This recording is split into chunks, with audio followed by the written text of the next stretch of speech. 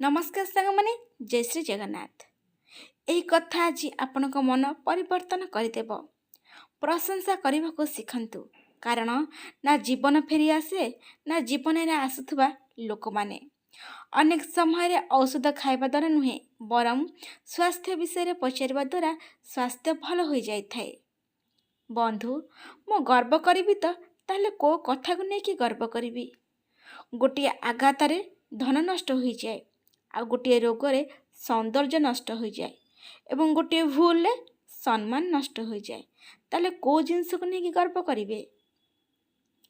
ଲୋକମାନେ ଆପଣଙ୍କ ପ୍ରଶଂସା କରନ୍ତୁ କି ନ କରନ୍ତୁ, ଭଲ କାମ କରିଚାଲନ୍ତୁ। ଅଧାରୁ ଅଧିକ ଦୁନିଆର ଲୋକ ଶୋଇ ରହିଛନ୍ତି, ତଥାପି ସୂର୍ଯ୍ୟ ଉଦୟ ହୋଇ ଆଲୋକ ବିସ୍ତାର କରେ ସେଭଳି ସୂର୍ଯ୍ୟ ତାଙ୍କ କାମ ସେ କରୁଛନ୍ତି। ସେମିତି ଆପଣ ହିଁ ଆପଣଙ୍କ ଭଲ କର୍ମ କରିଚାଲନ୍ତୁ। ଜୀବନରେ ସବୁବେଳେ ଗୋଟେ କଥା ମନେ ରଖନ୍ତୁ, ଯଦି ଆପଣ କାହାର ରାସ୍ତାରେ ଫୁଲ ହୋଇ ରୁହନ୍ତି ନା, ତେବେ ଭଗବାନ ଆପଣଙ୍କ ରାସ୍ତାରେ କେବେ କଣ୍ଟା ଆଣିବେ ହିଁ ନାହିଁ। ଜିଭ ଜନ୍ମ ହେବା ସମୟରୁ ଆସିଥାଏ ଏବଂ ମୃତ୍ୟୁ ପର୍ଯ୍ୟନ୍ତ ରହିଥାଏ, କାରଣ ଏହା ନରମ। ଜନ୍ମ ପରେ ଦାନ୍ତ ଆସିଥାଏ ଏବଂ ମୃତ୍ୟୁ ପୂର୍ବରୁ ଦାନ୍ତ ଚାଲି ଯାଇଥାଏ, କାରଣ ସେଗୁଡ଼ିକ କଠିନ। ଅନ୍ତତଃ କଠିନ ନୁହେଁ, ବରଂ ନରମ ହୁଅନ୍ତୁ। କେବଳ ଫଳଦାୟକ ଗଛ ଏବଂ ସଦ୍ଗୁଣ ବ୍ୟକ୍ତିମାନେ ନତମସ୍ତକ ହୁଅନ୍ତି। ଶୁଖିଲା କାଠ ଏବଂ ମୂର୍ଖ ଲୋକମାନେ କେବେ ହେଲେ ନତମସ୍ତକ ହୁଅନ୍ତି ନାହିଁ।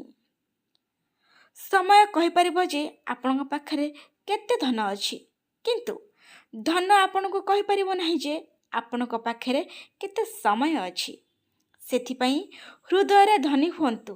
ଟଙ୍କା କ'ଣ, ଏହା ତ ଆସିବା ଆଉ ଯିବା ଲାଗି ରହିଛି। କେହି ଜଣେ ବହୁତ ଭଲ କଥା କହିଛନ୍ତି, ଦେବା ପାଇଁ ଦାନ, ନେବା ପାଇଁ ଜ୍ଞାନ। ଦାନ ଏବଂ ଅଭିମାନକୁ ତ୍ୟାଗ କରିବା ସବୁଠାରୁ ଜିନିଷ ହୋଇଥାଏ, ସବୁଠାରୁ ଗୋଟେ ଉତ୍ତମ ଜିନିଷ ହୋଇଥାଏ। ଅଭିମାନକୁ ତ୍ୟାଗ କରିଦେବା ହେଉଛି ସବୁଠାରୁ ଗୋଟେ ଉତ୍ତମ ଜିନିଷ।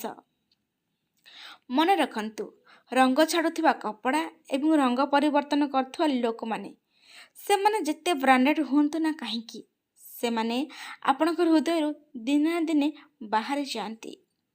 ମନେ ରଖନ୍ତୁ ମହାଶୟ, ଯେଉଁ ବ୍ୟକ୍ତିଙ୍କ ଖାତାରେ ଶାନ୍ତି ଏବଂ ସନ୍ତୋଷର ବାଲାନ୍ସ ଥାଏ ନା, ସେ ବିଶ୍ୱର ସବୁଠାରୁ ଧନୀ ବ୍ୟକ୍ତି ଅଟେ। କାହିଁକିନା ଜୀବନରେ ଯେତେ ଟଙ୍କା ପଇସା ଥିଲେ କିଛି ମୂଲ୍ୟ ନାହିଁ, ଯଦି ଆପଣଙ୍କ ପାଖରେ ଶାନ୍ତି ନାହିଁ, ଖୁସି ନାହିଁ, ସନ୍ତୋଷ ନାହିଁ। ସମୟ ପୂର୍ବରୁ କୁହାଯାଇଥିବା ଶବ୍ଦ ଏବଂ ଋତୁ ପୂର୍ବରୁ ଛିଣ୍ଡାଇ ଦିଆଯାଇଥିବା ଫଳ ଉଭୟ ଅକାମୀ, କେଉଁ କାମକୁ ବି ନୁହନ୍ତି। ଚିନ୍ତାଧାରା ଏବଂ ଆଚରଣ ଆମ ବଗିଚାର ଫୁଲ, ଯାହା ଆମର ସମଗ୍ର ବ୍ୟକ୍ତିତ୍ୱକୁ ସୁଗନ୍ଧିତ କରିଥାଏ। ମନେ ରଖନ୍ତୁ ମହାଶୟ, ଦୁଇଟି ଜିନିଷ କେବେ ନଷ୍ଟ ହେବା ଉଚିତ ନୁହେଁ, ଖାଦ୍ୟର ଏକ ଦାନା ଏବଂ ଖୁସିର ଏକ ମୁହୂର୍ତ୍ତ। କେତେବେଳେ ନିଜ ପାଇଁ ତ କେତେବେଳେ ନିଜ ପ୍ରିୟଜନଙ୍କ ପାଇଁ ହସୁଥାନ୍ତୁ। କିଏ ଜାଣେ କେତେବେଳେ କେଉଁ ସମୟଟା ଆଜି ଅଛି ଆଉ କାଲିକି ନଥିବ, ଏଇ ଅଛି ଆଉ ଟିକେ ମୁହୂର୍ତ୍ତକୁ ବି ନଥିବ।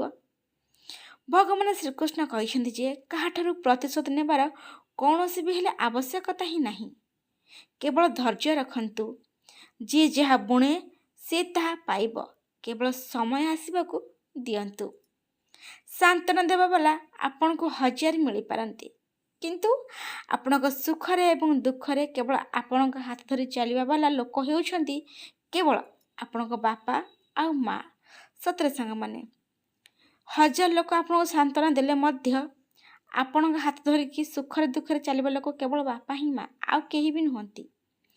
ଶ୍ରୀକୃଷ୍ଣ କହିଛନ୍ତି ଯେ ଜୀବନରେ କିଏ ଆସେ ଏବଂ କିଏ ଯାଏ ତାହା ଗୁରୁତ୍ୱପୂର୍ଣ୍ଣ ନୁହେଁ।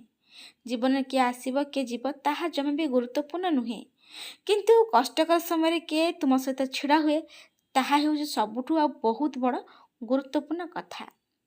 ଗୀତାରେ କୁହାଯାଇଛି ଯେ କିଛି ପାଇବା ପରେ ଅହଙ୍କାର କରନ୍ତୁ ନାହିଁ, କାରଣ ଦେବାବାଲା ଏବଂ ନେବାବାଲା ଜଣେ ସେ ହିଁ ହୋଇଥାନ୍ତି, ଯିଏକି ଭଗବାନ ହିଁ ହୋଇଥାନ୍ତି, ଦେବାବାଲା ଆଉ ନେବାବାଲା। ମଣିଷ ଶରୀରର ସବୁଠାରୁ ସୁନ୍ଦର ଅଂଶ ହେଉଛି ତା'ର ହୃଦୟ, ଏବଂ ଯଦି ତାହା ସଫା ନୁହେଁ, ତେବେ ଉଜ୍ଜଳ ମୁହଁର କୌଣସି ଲାଭ ନାହିଁ। ଆପଣଙ୍କ ସୁନ୍ଦରତାର କୌଣସି ମୂଲ୍ୟ ନାହିଁ ଯଦି ଆପଣଙ୍କ ହୃଦୟ ସଫା ନାହିଁ। ଦୀପ କେବେ କଥା କୁହେ ନାହିଁ, ଏହାର ଆଲୋକ ନିଜେ ତା'ର ପରିଚୟ କରାଏ। ଠିକ୍ ସେହିପରି ଆପଣ ନିଜ ବିଷୟରେ କିଛି କହିବା ଉଚିତ ନୁହେଁ। କେବଳ ଭଲ କାମ କରିଚାଲନ୍ତୁ, ତାହା ଆପଣଙ୍କ ପରିଚୟ କରାଇବ। ଆପଣଙ୍କ ବିଷୟରେ ଆପଣଙ୍କୁ କହିବାକୁ କେଉଁଠି ପଡ଼ିବ ନାହିଁ। ପ୍ରତ୍ୟେକ ଘରେ ଝଗଡ଼ା ହୁଏ ସତ, କିଛି ବଡ଼ ତ କିଛି ଛୋଟ, କିନ୍ତୁ ଏହି ଝଗଡ଼ାକୁ ଏତେ ଲଜ୍ଜାଜନକ କରନ୍ତୁ ନାହିଁ। ନିଜକୁ ଠିକ୍ ପ୍ରମାଣିତ କରିବାକୁ ଚେଷ୍ଟା କରି ଅନ୍ୟମାନଙ୍କ ପ୍ରତିଛବିକୁ ଖରାପ କରନ୍ତୁ ନାହିଁ। ଝଗଡ଼ା ତ ଗୋଟେ ଦିନ ଶେଷ ହେବ, କିନ୍ତୁ ସେହି ବ୍ୟକ୍ତି ଆପଣ ସୃଷ୍ଟି କରିଥିବା ଦାଗକୁ କେବେ ଭୁଲି ପାରିବେ ନାହିଁ। ସେଥିଲାଗି ଏତେ ଛୋଟ ମୋଟ କଥାକୁ ଏତେ ବି ଅଲଗା ପ୍ରକାର ଢଙ୍ଗରେ ତାକୁ ଦେଖାନ୍ତୁ ନାହିଁ। ଅନ୍ଧାରରେ ହଜିଯାଇଥିବା ଲକ୍ଷ ଲକ୍ଷ ଟଙ୍କାର ହୀରାକୁ ଏକ ସରଳ ମହମବତୀ ଦ୍ୱାରା ପାଇହେବ, ଯାହା ସେ କ୍ଷୟ ହେଉଥିବା ମହମବତୀକୁ ଅଧିକ ମୂଲ୍ୟବାନ କରିଥାଏ। ଠିକ୍ ସେହିପରି ଜଣେ ବ୍ୟକ୍ତିର ପ୍ରକୃତ ମୂଲ୍ୟ ତା'ର ଗୁଣ ଏବଂ ଆବଶ୍ୟକତା ସମୟରେ ତା'ର ଉପଯୋଗିତା ଦ୍ୱାରା ନିର୍ଣ୍ଣୟ କରାଯାଏ।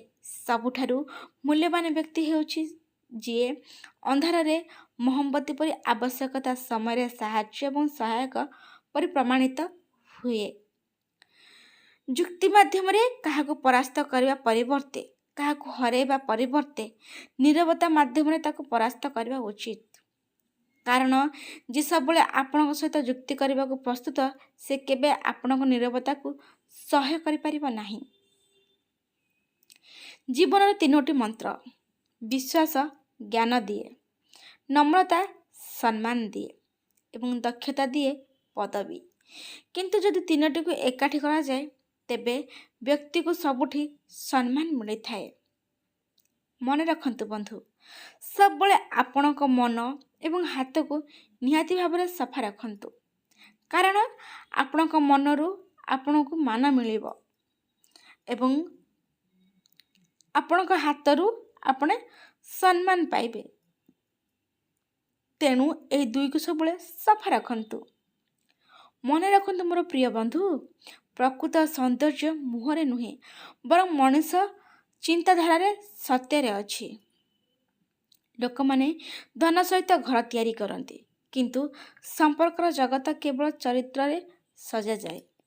ଯିଏ ଧୈର୍ଯ୍ୟ ଏବଂ ବିଶ୍ୱାସକୁ ଧରି ରଖେ, ସମୟ ନିଜେ ମୁଣ୍ଡ ନୁଆଁଇ ତାଙ୍କ ପାଦ ଚୁମ୍ବନ କରେ। ମନେ ରଖନ୍ତୁ, କେହି ଆପଣଙ୍କର ଯେତେ ନିଜର ହୁଅନ୍ତୁ ନା କାହିଁକି, ଯେତେବେଳେ ଅସୁବିଧା ଆସେ ସେ କେବଳ ନିଜର ହିଁ ଯତ୍ନ ନିଏ। ତେଣିକି ଆଉ ସେ ଭୁଲିଯାଏ କି ଆପଣ କିଏ। ଆଜିର ପ୍ରେରଣା: କେବଳ ଦେଖାଣିଆ ପାଇଁ ଭଲ ହୁଅନ୍ତୁ ନାହିଁ। ଈଶ୍ୱର ଆପଣଙ୍କୁ କେବଳ ବାହାର ନୁହେଁ, ବରଂ ଭିତରୁ ଜାଣନ୍ତି। ତେଣୁ କାହା ଆଗରେ ଦେଖାଣିଆ ଭଲ ହୁଅନ୍ତୁ ନାହିଁ। ଟଙ୍କା ରଖିବା ପାଇଁ ବ୍ୟାଙ୍କ ଖୋଜିବା ସହଜ ଏବଂ ସୁନା ରଖିବା ପାଇଁ ଲକର ଖୋଜିବା ସହଜ, କିନ୍ତୁ ଆଜିକାଲି ଆପଣଙ୍କ ଭାବନା ବାଣ୍ଟିବା ପାଇଁ ସଠିକ୍ ବ୍ୟକ୍ତି ଖୋଜିବା ବହୁତ କଷ୍ଟକର। କାହିଁକି ନା ଆଜିକା ଦୁନିଆରେ ବହୁତ ଭଲ ବ୍ୟକ୍ତି ବହୁତ କମ୍ ମିଳନ୍ତି।